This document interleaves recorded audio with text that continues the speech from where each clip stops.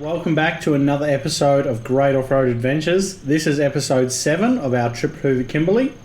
You're joining us as we cross the Pentecost River, heading up to Saddleback Ridge.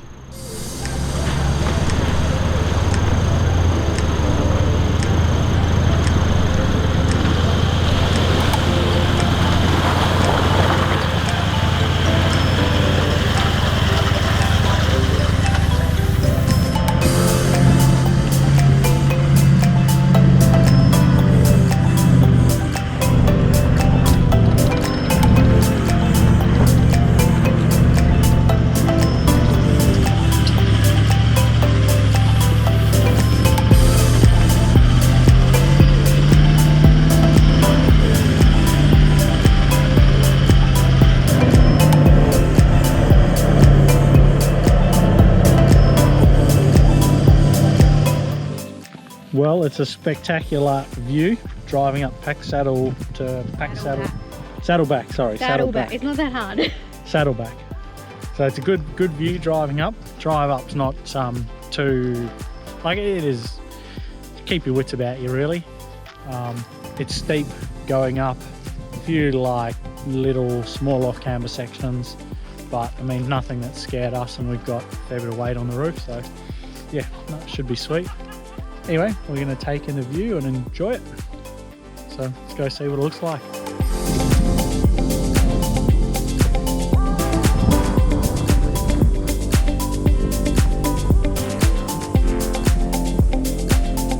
Alright, so I reckon Saddleback Ridge would have to be one of the higher points in the area, because you do have just beautiful 360-degree views all the way around. This is probably where we should have done our sundowners yesterday and done a time lapse, but anyway, we weren't. We were elsewhere, so you live and you learn. But yeah, we're going to take this in and enjoy it for a bit, and then we're going to head back down and head back to camp. We could do another sundowners from here, but we want to watch the sun go down from camp and chill and get a few drinks in and get the fire going and get ready for dinner. So as such, we are just going to take this in for a bit and then head on again.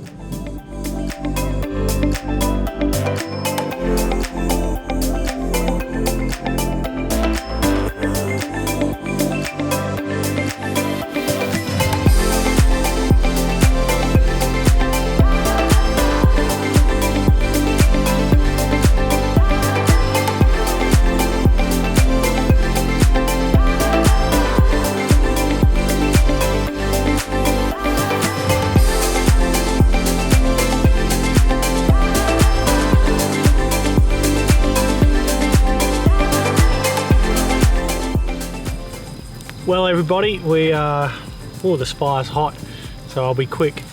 I'm going to step back. We're cooking sausages on the campfire tonight. Grabbed out the wire rack that I've been carrying for a while. Used it a few times, it's proven really useful, especially for cooking on the campfire. We've got 2 beef Italian sausages, 2 lamb and onion sausages from our local butcher. We cryovac as much food as we could to bring from home, just to make life easier for us. We weren't sure what we'd be able to buy and how we'd be able to package it. So yeah, what I've done with the fire, I've moved as much of the fire away as possible, so we've got coals on this side, and we're going to cook over the coals more than the fire. So yeah, let's go. That's how I'm going to do it, and I'm just going to turn it periodically and monitor them. Once I think they're cooked, I'll open it up and check.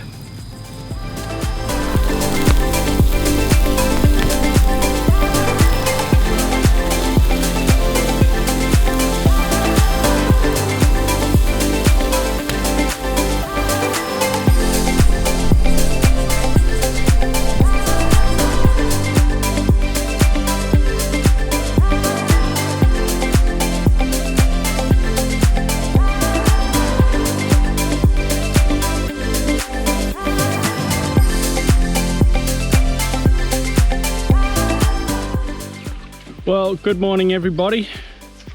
This is our last morning here at El Questro. We've got a walk to do this morning, and then we're going to try and quickly have a last swim in the hot springs. say farewell to our camp, obviously. So we're in the process of packing everything back up, packing the car up. And yeah, hopefully we're out of here fairly soon. It's 7:30 now. I reckon we'll be out of here by 8 o'clock at the latest. Jess is just doing some washing up, and then I just need to pack the last few bits and pieces into the car and close the tent, which obviously doesn't take particularly long. And yeah, then we'll be out of here. So I better jump in and give a hand, stop being a slacker. We've literally made it, what, 300 meters from camp? If that. And the tyre pressure monitor is squawking its head off. So let me go and check what's going on.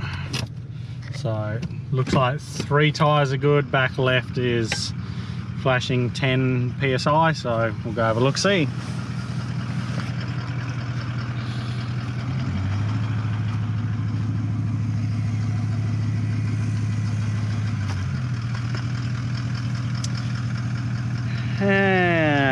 Might have a flat or slow leak, I should say. That looks a lot flatter than the front tyre. And if we go around the other side, it doesn't look at all like that side. So given that we're so close to camp, I think we're just going to double back to camp quick and see what's going on. Well, back at camp, just got the back of the car open in case I need some tools. And let's have a look at the tyre. So, slow leak can be a couple of things. It can be an issue with the valve, an issue with the valve stem itself, or it can actually just be a slow leak from a puncture. So, brand new tyres, brand new valves. I'm thinking it's more of a puncture. I was just having a look around the sidewall and I can see something that shouldn't be there. So that is mighty frustrating on a 2-week-old tyre, but potentially we can plug that. Well, I'm certainly going to give it a red hot go at plugging it. So fun and games.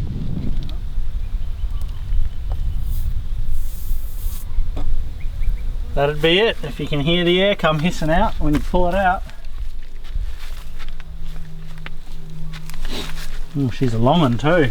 I'm sure some of you may be wondering why I'm bothering to repair this tyre with a puncture in it when I've got 2 spares. Well, this is the way I figure it. If I repair this tyre and I can keep driving on it, great. Because if I puncture it again, I've still only got 1 tyre with 2 punctures in it. But if I put a spare on and I puncture it, well, then I've got 2 tyres with punctures in them. So I'll run this tyre for as long as I can, get it repaired properly when I get home, or if I puncture it again and you know, stake it or something, well, it's no great loss because it's already a punctured tyre. Righto.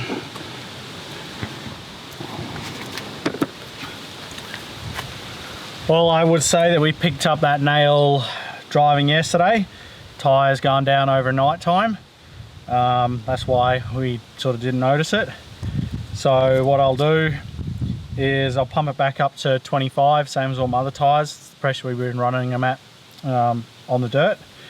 And I'll chuck the tyre pressure monitor back on it and we will just monitor it as we go. So here we are at Amalia Gorge. This will be the last walk we can do at El Questro. The rest are closed because we're still quite early in the season. So this is much shorter than yesterday's walk, so I hopefully won't die as much. We've been told that there are freshies in the pools, so we've opted to not go for a swim, mostly because, knowing my luck, I'll accidentally step or hit a freshie, and when they bite back to say excuse me, I'm going to be the sucker who's got bite marks in her. So yeah, we'll avoid it for the time being because I'm unlucky. Cool. Excited? Yep. Let's go. Ready to stretch the legs. No worries, let's go.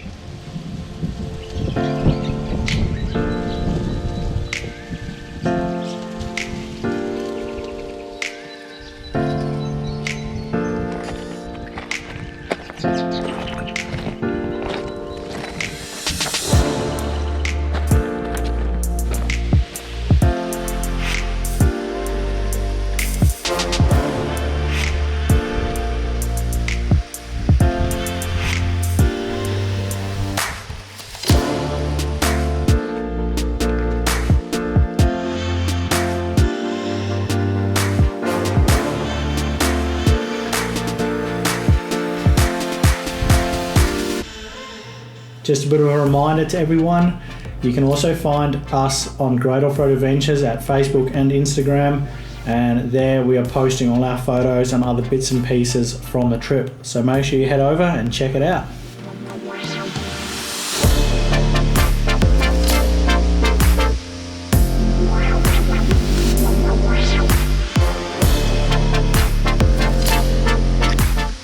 Well, the end of Amalia Gorge is really beautiful. It took us an hour to get out here. Definitely worth it. Halfway pool was really cool as well. You climb up around this little cliff edge thing and get to look straight down. Heaps of fish in there. It's quite cool to check out. So we really enjoyed the walk in here. We didn't bring our swimming stuff. We're going to go back and swim at Zebedee Springs once we get back to the car. So yeah, anyway, time to start the return journey to the car.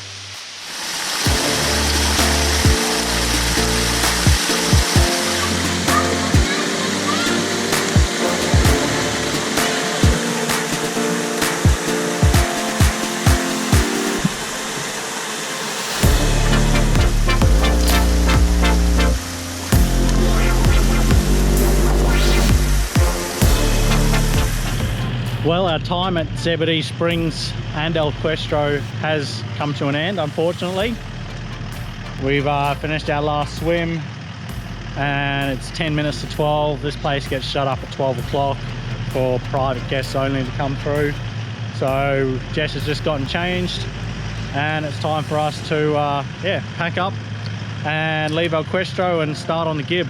So next spot for us will be Pentecost Crossing. I think that's the next spot we get to from El Questro. So yeah, we'll show you the way out and we'll show you what's ahead of us.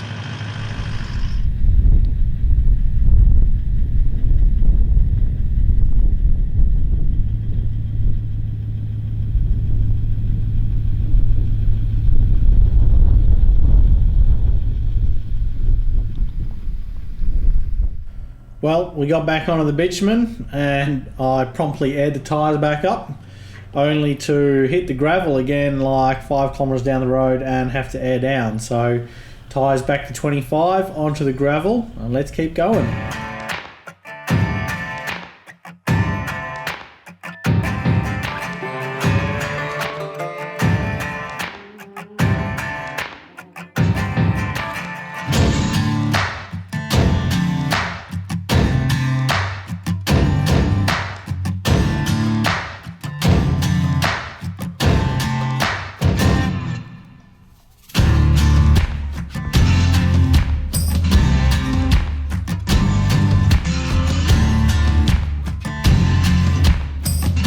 Well, this is the mighty Pentecost River, and you would have seen it a few times, but this is it, a lot closer to the ocean, and it's obviously a lot bigger.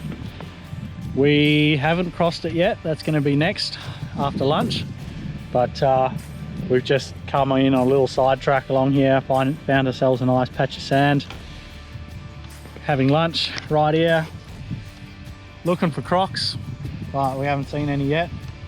Looking for barra, haven't seen any of them yet either. But watching a few people crossing the Pentecost at the moment. That's what we've got ahead of us. But yeah, so far the road itself has landed itself to being in pretty good condition, sitting fairly comfortably on about 80 to 90k an hour. Just got the tyres down to 30 psi back, 25 psi front, and just cruising. Anyway, I think a bit of lunch is on order, and then we'll go and tackle this crossing. Well, we've arrived at the Pentecost crossing. So watched a few people go through. Looks like it isn't an issue. We watched them whilst we're having some lunch, so now it's our turn. Let's give it a go.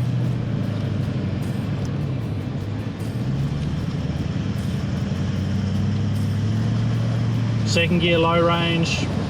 It's a bit rocky, so I'm just gonna crawl through hopefully.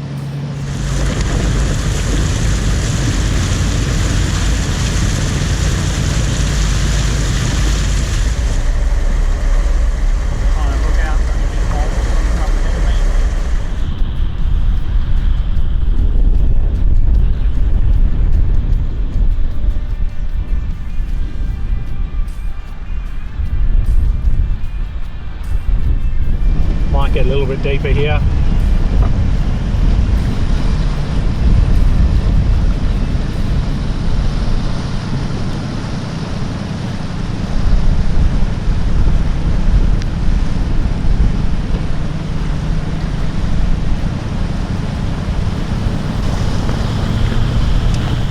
Job done.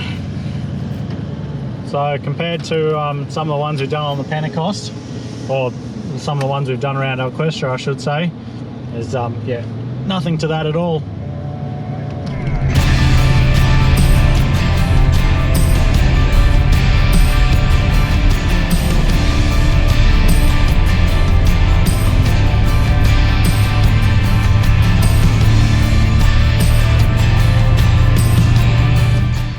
Unfortunately, with us going down the Gibb in early May, Home Valley Station was still shut, and with the track being so popular, Ellenbray were out of scones. So we had to miss these two highlights and keep on trekking and find a spot for us to camp for the night.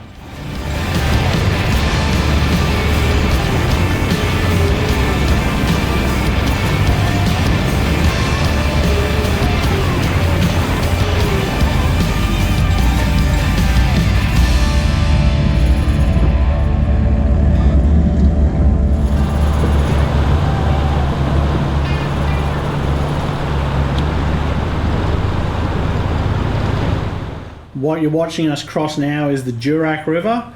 Again, it's one of the bigger rivers that intersects the Gibb River Rd, and it's one of those spots where if this river isn't crossable, they won't open the road. So this one and the Pentecost, probably the two bigger river crossings on the actual Gibb River Rd itself.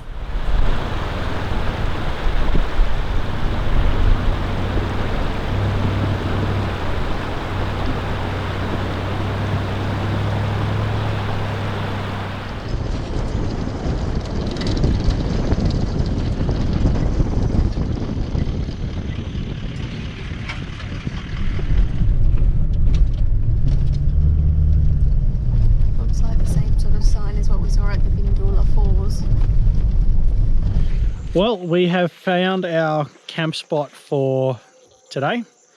We've camped in at Russ Creek. So there's a bit of background noise there. I'm just listening to the HF radio. It's Skeds time, so I was going to just quickly jump on the Skeds. But yeah, this is where we are at Russ Creek.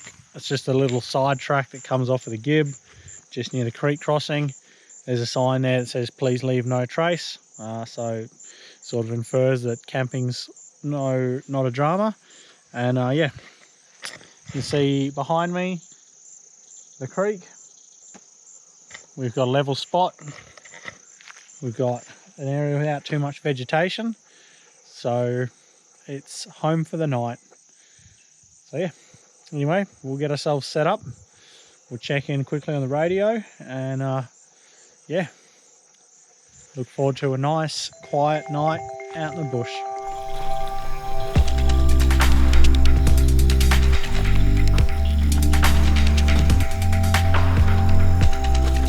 Jess and I were both pretty wrecked after a few big days at Questro, so this was just a quiet night for us.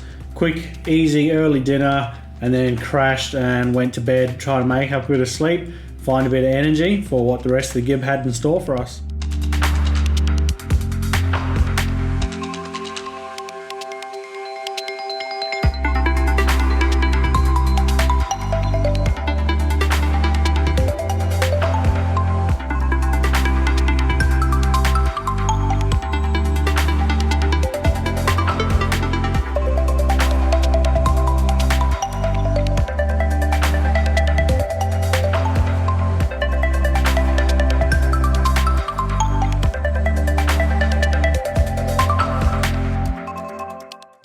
Do you know the best way in which you can help and support Great Off-Road Adventures? Well, it's on every video you watch. If you enjoy it, go and hit the like button, ensure you're subscribed to the channel, enable notifications by clicking the bell, and share the video with your mates or leave us a comment telling us what your favourite part is. That's the best way in which you can help us out, and we really appreciate it.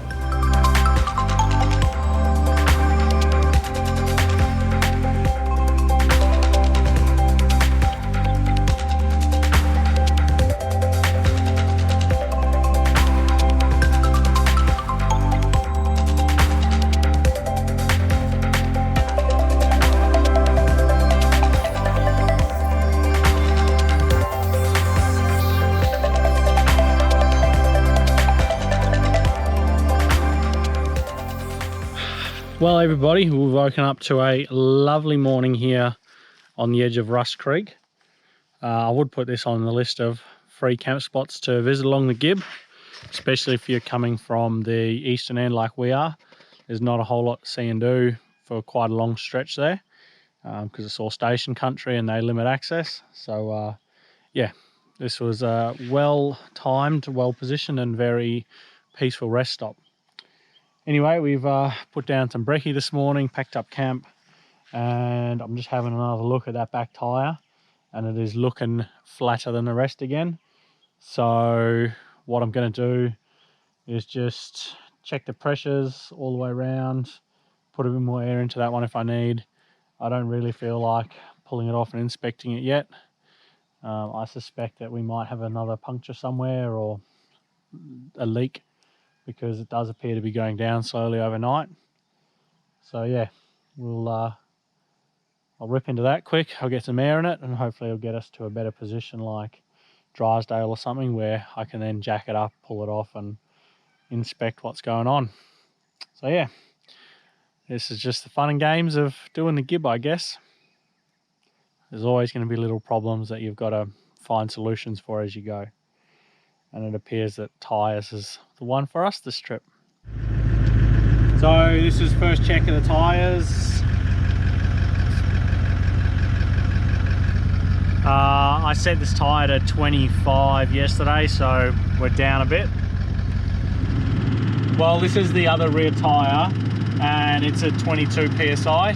When I set it yesterday, it was at 25. So, and it would have been hot, so it's dropped a couple PSI as it cooled. That's normal and that's acceptable.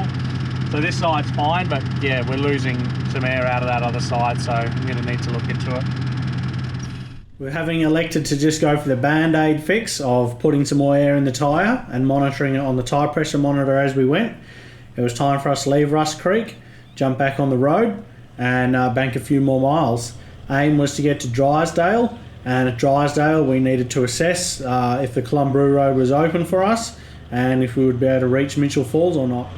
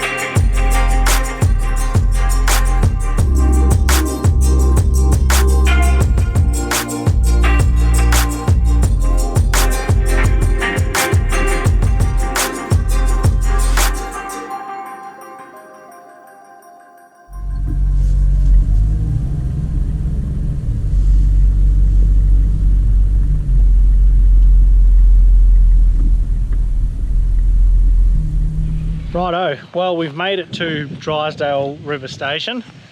We actually made it here about 10 o'clock, so we only did about an hour and a half, not even, well, between an hour and a half and 2 hours driving to get here this morning. We are going to call it for today, just because I want to get to the bottom of what's happening with this tyre. There's a nice spot to swim in the river, hot showers, toilets, laundry facilities here, so it's a day that we can get on top of a few chores and a few bits and pieces. So yeah, that's what we're going to do. Just call it, have a lazy day, or just a day of not so much driving. Unfortunately, it does look like we're not going to get to Mitchell Falls, by car. at least by car. But there are some scenic flights that leave from Drysdale that go up that way, so we might end up jumping on a scenic flight or something tomorrow as well. So yeah, we're just sort of taking a day to get on top of our few little issues and evaluate what we want to do.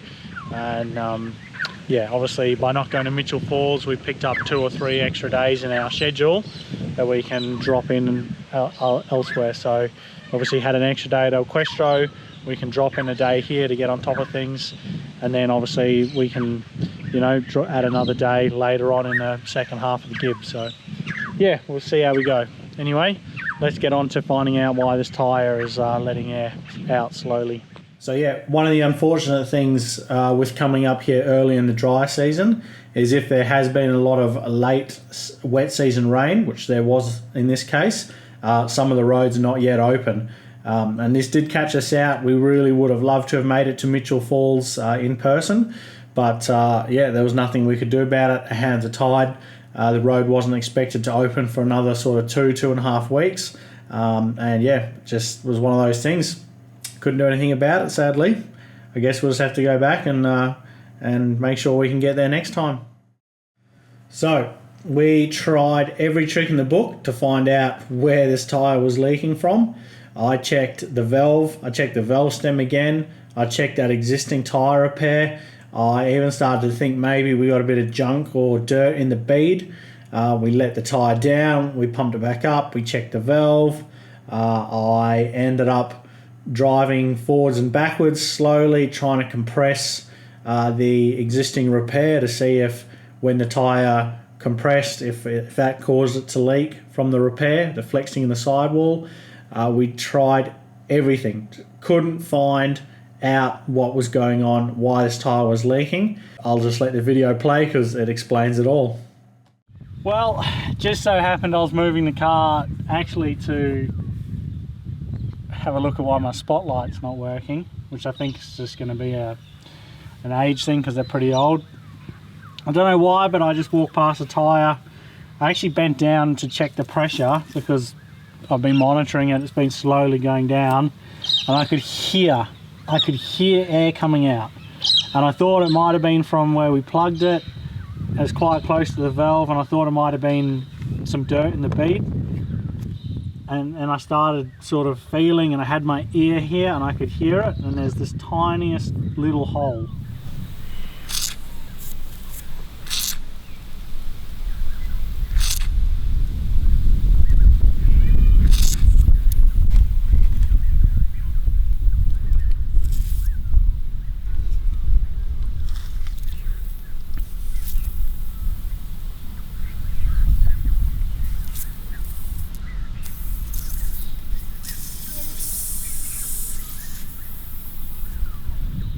And I'm pretty sure it's from that same nail that was in the side of the tyre here. When the tyre squished down, it's poked out from the top here and created a second hole. It is the tiniest hole. So I was going to see whether I'm going to have a go at plugging it, and then look, even if I do plug it, it's right in the sidewall down by the bead, so I think I probably just should swap the tyre anyway. But I might plug it, see if it'll hold air as a spare worst case, and then chuck it on the wheel carrier. So very annoying. It's a new tyre now with it's always had two holes in it thanks to that nail, but yeah, at least now I found that hole, so it's not like it's, you know, racking my brain as how this tyre can be losing air. At least now I know why it's losing air. Anyway, very annoying. It's a new tyre down the toilet, but these things happen.